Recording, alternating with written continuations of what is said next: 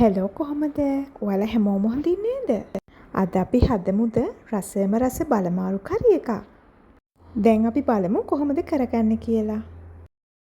මුලින්ම හොදගත්ත බලමාලු ග්‍රෑම් 500 සාමාන්‍ය ප්‍රමාණයේ කෑලි වලට කපා ගත්තා. දැන් මේ මුලින්ම මාළු වැතිරියට මිරිස් කුඩු තේ හැන්දක් දා ගන්නවා. ඔයාලා මිරිස් ටිකක් රස වැඩිපුර කන්න කැමති නම් තව චුට්ටක් වැඩි කරාට කමක් නැහැ. ඊට පස්සේ 3-5 කුඩු තේ හැන්දකුත් එකතු කර ගන්නවා.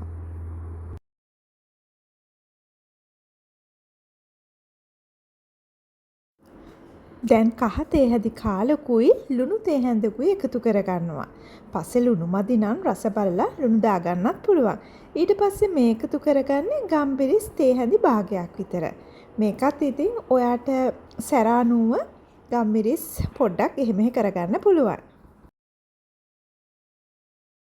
දැන් මේකට ඕනේ වෙනවා පොඩියට කපාගත්ත තක්කලි ගෙඩියක්. ඊට පස්සේ රම්පේ කරපිංච ඉඟුරු සුදුලුණු ඒ දෙකත් ඕනේ වෙනවා. මේ ඉඟුරු සුදුලුණු නම් තියෙන්නේ පොඩි වංගෙඩියට දාලා කොටලා. ඒ වගේම තමයි එනසාල්, කරාඹු නැටි, කුරුඳු පොතු කෑල්ලක් මේ ටිකත් කොටලා මේ විදිහට එකතු කරගන්නවා. දැන් මේ ටික ඔක්කොම හොඳට අතින් මාළු කෑලි ටික පොඩි නොවන විදිහට හොඳට අතින් මිශ්‍ර කරගන්න ඕන. දැන් වතුර කප් කාලක් විතර මේ මාළු මිශ්‍රණයට එකතු කරගන්නවා. වතුර මම මීට වඩා වැඩි කරගන්න නැහැ. අඩු වතුර ප්‍රමාණයක් දාලා හොඳට හින්දෙන්න වගේ මේක හදාගත්තාම තමයි මේ මාළු කරීක රස. මේ වෙලාවේ සියඹලා ඉස්ම ටිකුත් එකතු කරගන්න ඕනේ. ඉතින් ඒක මට වීඩියෝ එකට එකතු කරන්න නම් අමතක වුණා. දැන් මාළු කරියක ලිපේ තියාගන්නවා. මේ විදිහට ලිපේ ගින්දර ටිකක් වැඩි කරලා තමයි මුලින්ම මාළු කරියක මම හදාගන්නේ. මේ විදිහට මූඩියකින් වහලා මාළු කරියක හදාගන්නවා. විනාඩි 6-7ක් ගියාට පස්සේ මූඩිය ඇරලා බලනවා. මාළු ටික මේ වෙලාවේ ටිකක් තැම්පිලායි තියෙන්නේ. ඉතින් ඇතිලිය ලිපෙන් එළියට අරගෙන මේ විදිහට ඇතිලිය හොඳට හොලවලා ආපහු ලිපේ ගින්දර අඩු කරලා ලිපේ තියනවා.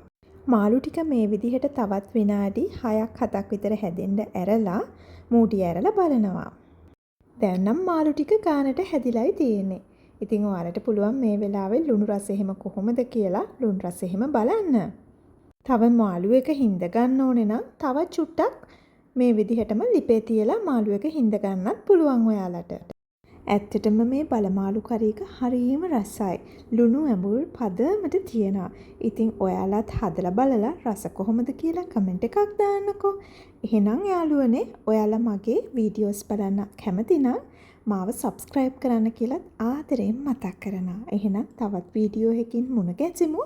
එතෙක් ඔයාලා හැමෝටම සුබ දවසක්. Thank you so much.